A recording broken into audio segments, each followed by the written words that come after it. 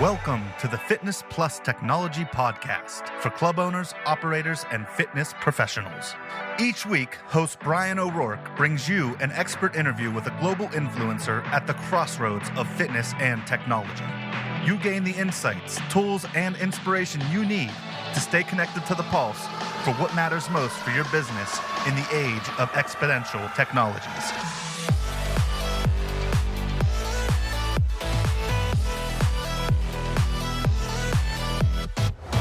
Hello, listeners, and thanks for joining the podcast today. I'm your host, Bryan O'Rourke. It's great to have you join me today for another, I think, fantastic interview. In the interim, before we get started with Steve Maisonet from MoFit, I hope I get to see you all and be out at the Club Industry CEO or Executive event here October 16th, 17th, 18th, I believe it is, in Chicago, of course.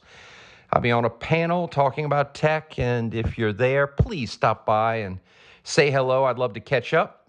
You can email me at bryanko'rourke@gmail.com or on any of the social networks if you'd like to hook up for that event.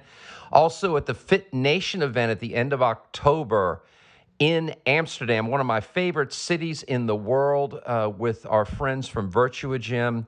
Shout out to Hugo and the whole team over there. I'll be keynoting on what's next. So if you're in Europe or around the Netherlands, please try to make that event. And then finally in Portugal at my good friends, Jose's great chain of clubs and their company event in November. So in Portugal, which I love Portugal. So listen, I hope to get to see you. And thanks for listening in on this podcast. Really had a good time talking to Steve Maisonet, who is the CEO and co-founder of MoFit out of Cologne, another great spot for our FIBO fans that know all too well. Steve's been a member of FITSE for a while. They're doing really well and have created a kind of a unique tracking technology for gyms that I find pretty interesting. You can look in the show notes for links to Steve and the company. And we're going to, in this podcast, talk about a number of things, including updating on gamification, engagement, other key trends. And Steve has some wonderful insights for startup founders and some words of wisdom that I thought were pretty poignant and timely. So let's get to the podcast with Steve Maisonet from MoFit. Well, listeners, as I said in the intro, I have Steve here from MoFit. Steve, thanks for making time for our listeners this afternoon. You're in Germany, right? Yeah, thank you for having me, Bryan, all the way from Cologne, Germany.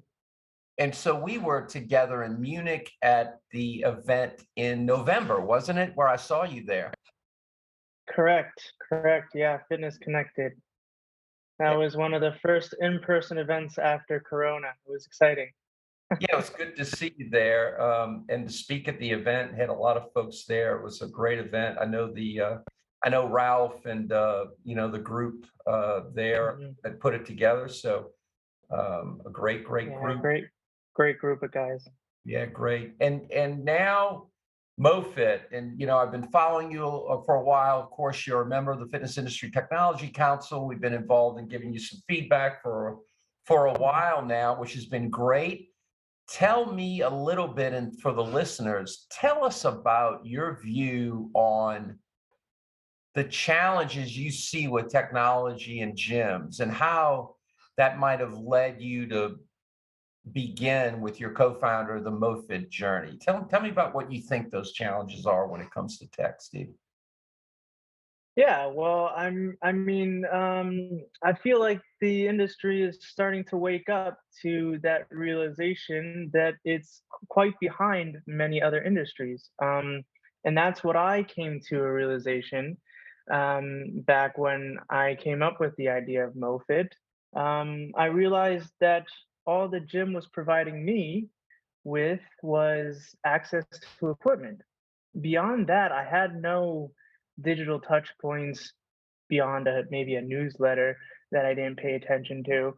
And I really felt disconnected from my gym. And this is the same with many gyms that I went to. So they really weren't at that time leveraging any technology aside from some website educational content and newsletter marketing. So now you're seeing some more digital content, streaming services that became a lot more popular, omni-channel workouts at home. So it's starting to the industry's starting to adopt more and more, but it still has a long way to go, I think. Yeah, I'd agree with you. And what was the nexus? Was there a particular thing? And we're going to get into subjects, of course, like engagement, loyalty, gamification, motivation, these kind of things. But was there any kind of nexus for you, kind of kind of point of aha, we need to do something here? I mean, what really precipitated you starting the company? Oh, there definitely was a point, and the point was when I realized that I was using a composition book and a pen in this day and age to track my fitness, where I can go for a run with a wearable, and by the end, I know how far I ran, how many calories I burned, all these metrics. Yet I can go to the gym, I can lift some weights, and I don't have anything. I have to bring out a composition book. And even the apps that they had on the market, you have to manually enter them. So that was extremely painful for me, especially because I really go to the gym to work out and I get sweaty and then I'm finger punching the fitness data into an app. So it just none of that really worked seamlessly. I ended up just giving up on the whole thing because I didn't have uh, that uh, that extra boost of motivation to see where I was going in the gym. Was I getting results? I had no idea. Mhm. So that's where I felt something needed to change. There has to be something out there where we could bring some technology into the gym to create more value. And yeah, as I'm sure we're going to get into, bring personalization to the user, bring more engagement to the user, give more value to the user other than access to equipment. Yes, exactly. And that's really, touching on something near and dear to my heart, user experience and what that is, because if it's not really easy and intuitive and delivering a lot of value without a lot of effort, it sucks. I mean, right, there's a lot out there that might be cool from a theoretical technological perspective, but when it comes to doing the basic things, there's a lot of technology product out there that just stinks from a UX Ab- perspective, right? Absolutely, absolutely. I 100% agree. And I think this is just because um, a lot of companies want to throw so many metrics at you, so you get overwhelmed with the amount of data you have. And the typical user will look at the app and just be like, I don't know what to do with any of this. Right. Like it's cool for the first 5 minutes, and then after the novelty of that coolness wears off, you're like, it doesn't really bring you any value, and then you stop using that product. That's right. That's what happened to me. That's right. That's right. And we see this in a lot of apps in the gym side where there's all this functionality. It's very hard to navigate. And so people just stop using it. I mean, I've seen some of the larger app adoptions for clubs, and real user adoption of these tools is less than 5% in many cases. I mean, Hmm. so when you look at the statistics, I mean, the numbers prove out what you're saying. So when we think about the clubs in general, gyms, health clubs, studios, of course, there are these pillars of challenges, well, our listeners know well, things like, retaining people, having loyalty from members, engagement, like you just discussed. Like, Hmm. so let's pick one of those things. Like when we think of engagement and we think of Hmm. your gamifying aspects of your solution, let's talk about that. What has been your approach to engagement with MoFit? What is your Hmm. thinking about engagement? Because it's such a broad term, it means a lot of things to different folks. What do you think about it? Yeah. Absolutely. It does mean a lot of things. Two things I think primarily, and when a lot of people think of engagement, they think of user engagement. Are people using an app? That's one part, and then there's the other part, where there's an exchange of value, a communication between the user and the product owner or the company. So we look at it at kind of both perspectives. I would say primarily with the exchange of value, and that comes in the form of digitally and in person. At least this is what we're trying to do, because I think when you combine the two, it's most powerful. At the end of the day, Corona proved two things. One, you can get a good workout at home, but when gyms started to open up and people got over the fear of Corona, they really sought out that human connection. So having engagement digitally and in person is really important, I think, for the gym. And not enough gyms do this. I've been to so many gyms. I've been a gym rat since I was 13, probably too early for somebody to start lifting heavy weights maybe, but I've been to numerous gyms, and I can count the number of gyms on one hand that effectively engaged me, that in when I walked through the door said, "Hey," they didn't even have to call me by, my first name. That would have been great, but they just should have said, "Hello, hi, good morning, welcome back." Um, the better gyms get at this, the less or the attrition rate is just gonna shrink.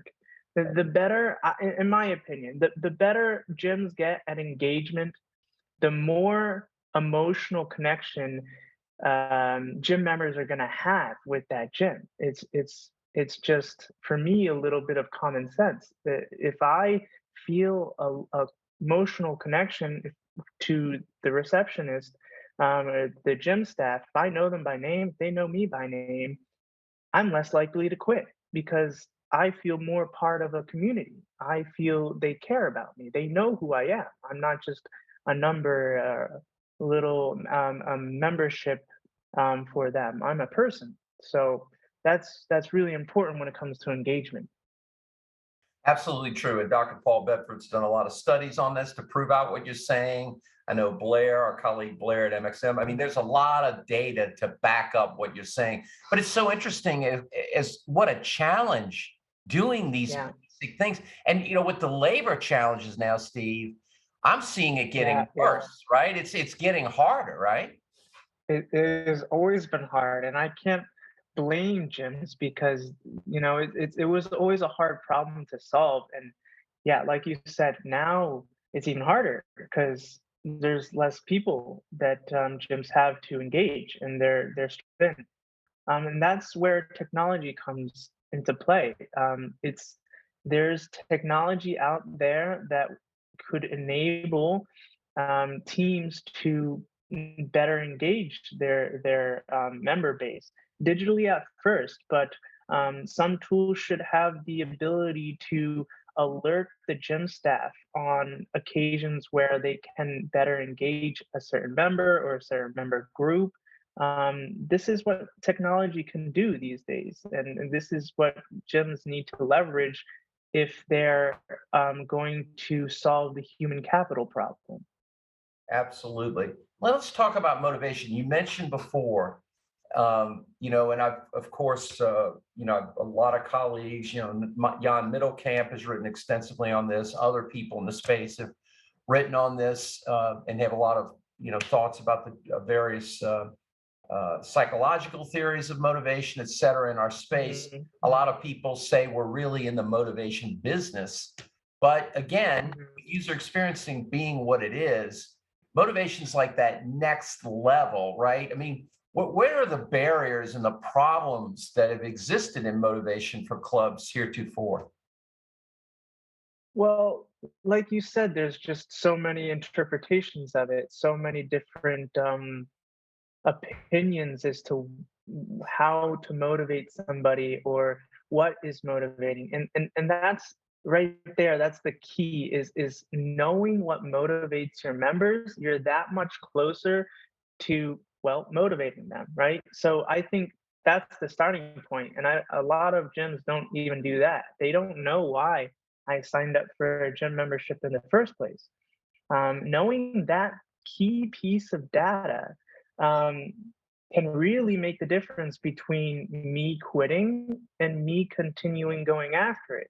Because once my initial motivation wanes, let's say I want to lose 10 pounds before a wedding, right? And I sign up for a membership. If I a few weeks later I don't achieve that goal, and I start to wane, uh, the gym manager can or the staff could engage me in that, and say, hey, well, we haven't seen you in a while. Did you reach your goal for that wedding? And beyond that, if they do achieve their goal, what happens next? So this is part of onboarding and normal checkups with the member, to understand what their initial motivation was, whether intrinsic or extrinsic, and how to sustain that motivation. Because I'm gonna I'm gonna say 9 times out of 10, no one goes to the gym and sustains their initial motivation. I go to the gym for several reasons throughout a year. So you have to always stay in tune with your members, understand their current motivations, and tap into both intrinsic and extrinsic motivation drivers to keep them coming, to sustain their motivation. And this is just an ongoing process that you have to do with your members. Yeah. And it's basic personalization. I mean, for one thing, it's identifying what are they seeking in their journey, and then being able to do the things that are helping them achieve that. And I found one thing that's really interesting Yeah. about that in general, Steve, is there's working out's really important, but nutrition's more important. And a lot of gyms, when it comes to weight loss, they don't really do that at all. And even if they do, they don't do it well. But and then I still see, I don't know what your opinion is, but I personally still see a huge uh, lack of focus in personalization that's effective. What do you Yeah. think about that? Is that your view? Um, well, yeah, we're getting closer. We're getting closer. There's some companies that are doing good work, and then there are, let's say, some companies that have room for improvement. Um, Personalization is a hard thing to tackle. I think you need to cover a lot of bases. Um, but again, I guess I'm going to go back to what I was saying before, is the starting point of personalization is understanding where the user is the second they sign up. And once you know where the starting point is, you can personalize their journey better. But a lot of companies don't understand that, or they don't do it, or they don't do it well enough. Therefore, the personalization isn't really doing much. A- and it has to be simple. Uh, You can't offer too much. You need to make it quite easy for a user to follow the journey. Otherwise, they get lost. Yeah, So that's easy to say, right? it's easy to say. It's a hard one. It's a hard one, and it'll get better and better as time goes on, and the fitness industry learns more about how to, yeah, best design that fitness journey with the personal fitness journey. Yeah, no, I agree. And then the bottom line behind all these kind of components that go together, you talk about, a simple but effective user experience that leads to more engagement, a personalization that leads to motivation. And then obviously, if you have someone that feels like their needs are met, they're having a good experience, loyalty ensues, and then word of Mhm. mouth, which is your most effective form of marketing, happens, right? It's kind of Exactly. That's the sweet spot, right? Yeah, yeah, exactly. Absolutely. So you mentioned there are some brands out there that are doing some good work around this. There are a lot of brands out there that need a lot of improvement, or some that aren't really doing much of anything. Um, where do you think what do you think's creating why is it so hard? I mean, is it, in your opinion? I mean, I see one challenge being there's a lot of disparate vendors and solutions, and they're kind of piecemealed together. So, as far as a single source of truth, or as far as really having it all be easy to, is that a big barrier in your mind, or what do you think?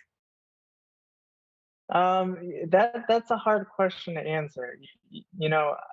I think it comes maybe a little bit of just the fact that there's so much to cover. So when it comes to working out at the gym, or getting enough nutrition and sleep, and all these things come together that affects your fitness, and not one company can do that.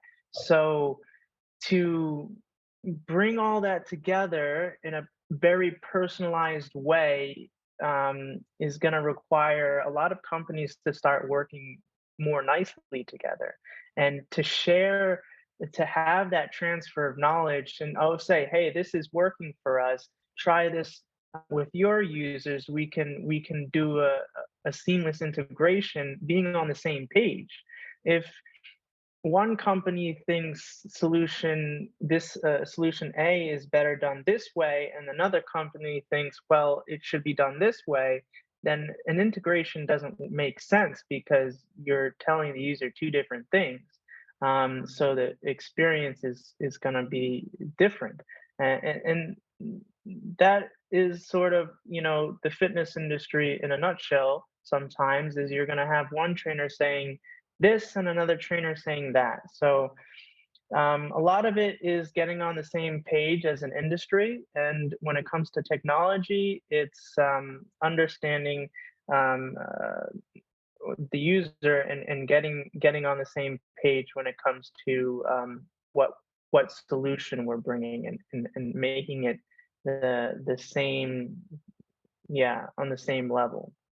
So, Steve, we'll have in the show notes connection to MoFit and Steve's bio and a little description, just so you can know. So look in the show notes. But Steve, tell us a little bit about what MoFit is doing first, and then I want to ask you a little bit about, a startup in today's world, and how that's going and what your insights are there. But let's start with MoFit. What are you doing exactly? Sure, sure. Well, we're tackling a lot of the problems that we were just talking about.